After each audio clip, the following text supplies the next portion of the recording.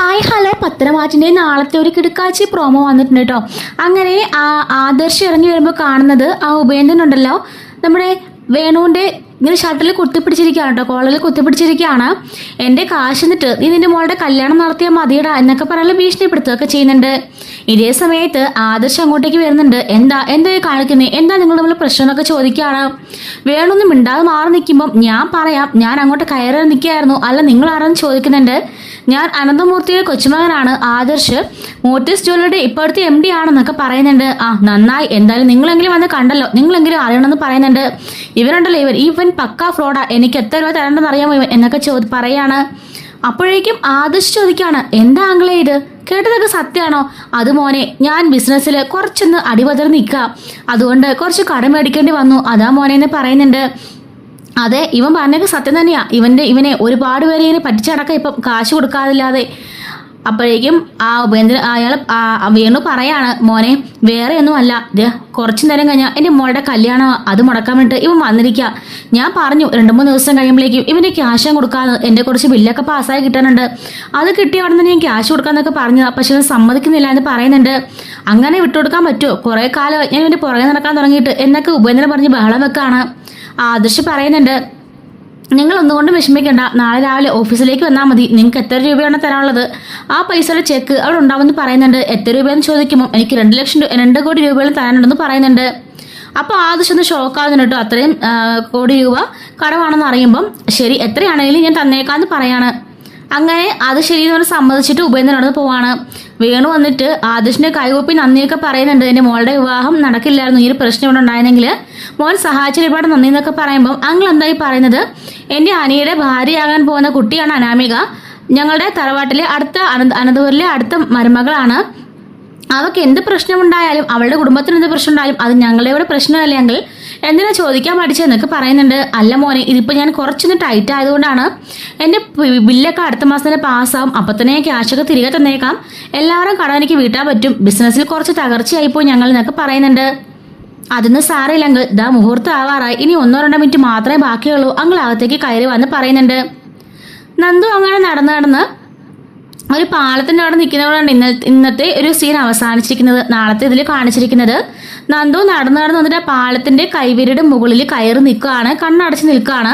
അവളുടെ മനസ്സിൽ മൊത്തം അപ്പോഴും നന്ദു അനിയുടെ കൂടെ ബൈക്കിൽ ഇങ്ങനെ പോയതും അവൻ വന്ന് എടുത്തു പൊക്കി വട്ടം കറക്കിയതും രണ്ടുപേരും തമ്മിലുള്ള സംസാരവും രാത്രിയിൽ അവൻ നന്ദുവിനെ വന്ന് പ്രപ്പോസ് ചെയ്തതും ഇഷ്ടമാണെങ്കിൽ എങ്ങോട്ടെങ്കിലും പോകാന്നൊക്കെ പറയുന്നത് മാത്രമാണ് നന്ദുവിന്റെ മനസ്സിൽ ആ നിമിഷം ചിന്ത വരുന്നത് കേട്ടോ.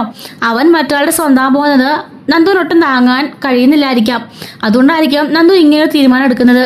അങ്ങനെ ആ പാലത്തിന്റെ മുകളിൽ നിന്നും നന്ദു ചാടുന്നതിന് വെള്ളത്തിലേക്ക് വീഴുന്നതായിട്ടും കാണിക്കുന്നുണ്ട് കേട്ടോ. അപ്പൊ ഇത്രയും കൊണ്ടാണ് അവിടെ സ്റ്റോപ്പ് ആകുന്നത്. ശേഷം കാണിക്കുന്നത് അനി ഇങ്ങനെ അനാമികയുടെ കഴുത്തിലേക്ക് താലി കൊണ്ട് വെക്കുന്ന സീനും കാണിക്കുന്നുണ്ട്. അതുപോലെ തന്നെ നമ്മുടെ വീക്കെൻഡ് പ്രോമോയിൽ കാണിച്ചിട്ടുണ്ടായിരുന്നു, അനി ഇങ്ങനെ താലി എടുത്ത് ഇങ്ങനെ ഉയർത്ത് നോക്കുന്ന സമയം ഞെട്ടലോട് നോക്കുമ്പോൾ അവിടെ ഇങ്ങനെ നന്ദു കരഞ്ഞുകൊണ്ട് നിൽക്കുന്ന ഒരു സീൻ കാണിക്കുന്നുണ്ട്.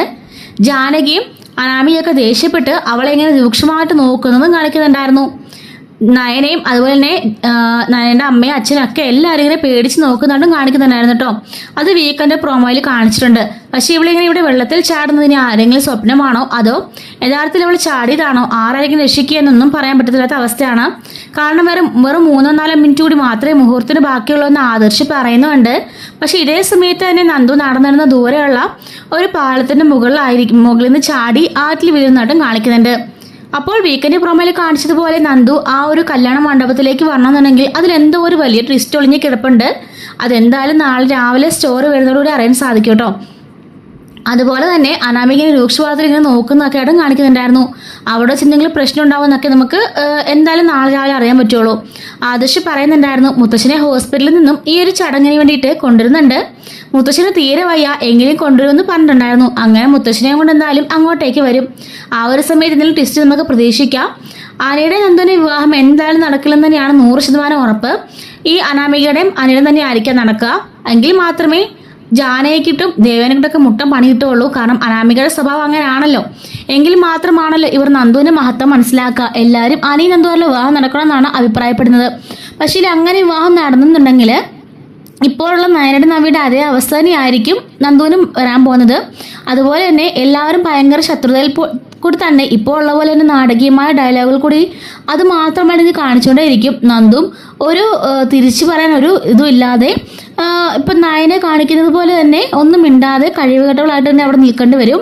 പക്ഷെ അതിൽ നല്ലതാണ് അനാമികയെ അനി വിവാഹം കഴിച്ച് അവളുടെ ജീവിതം തകർച്ചയിലേക്ക് എത്തുമ്പോൾ ആ സമയത്ത് ജാനകി മനസ്സിലാക്കി നന്ദുവാണ് ബെറ്റർന്ന് മനസ്സിലാക്കി നന്ദുവിനെ സ്നേഹത്തോടു കൂടി തന്നെ കൂട്ടിക്കൊണ്ടുവരുന്നതായിരിക്കും ഏറ്റവും ബെറ്റർ.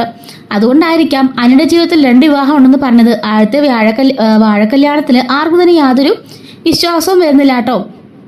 അങ്ങനെയായിരിക്കും കഥയുടെ പോക്ക്. എന്തായാലും ഈ ഒരു വിവാഹം വരെയുള്ളത് തമിഴിലോ തെലുങ്കിലോ ഹിന്ദിയിലോ ഒന്നും അപ്ലോഡ് ആവാത്ത രീതിയിലാണ്. കാരണം അനി നന്ദു ലവ് സീൻസ് ശരിക്കും നന്ദുവിന് മാത്രമാണ്, മറ്റുള്ള എല്ലാ ഭാഷയിലും അനിയെ ഇഷ്ടം.